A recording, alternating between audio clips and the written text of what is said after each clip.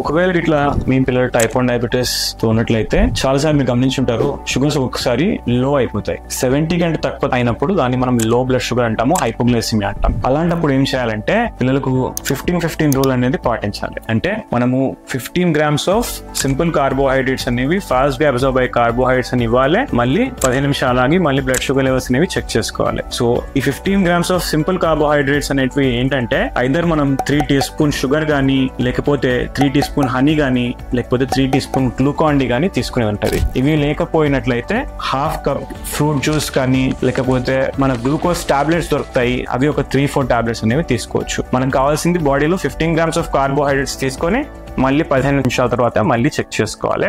ఒకవేళ 15 minutes తర్వాత కూడా మళ్ళీ లో అయినట్లయితే మళ్ళీ కూడా ఇది సేమ్ ప్రాసెస్ రిపీట్ చేయాలి. ఇవి పెరిగినాక ఒకవేళ ఇట్లా నెక్స్ట్ మీల్ అనేది 1 hour కంటే లేట్ అయితే దాని తర్వాత కూడా 15 grams ఆఫ్ కాంప్లెక్స్ కార్బోహైడ్రేట్స్ తీసుకోవాలి. ఫర్ ఎగ్జాంపుల్ బిస్కెట్స్ కానీ, బ్రెడ్ కానీ, పాలు లాంటివి తీసుకొని, ఒక ఫ్రూట్ లాంటివి తీసుకొని మళ్ళీ షుగర్ లెవెల్స్ ని నెక్స్ట్ మీల్ వరకు మెయింటైన్ చేసినట్టు చూసుకోవాలి. సో ఇది రైట్ మెథడ్ ఆఫ్ కరెక్టింగ్ లో బ్లడ్ షుగర్ ఆర్ హైపోగ్లైసిమియా.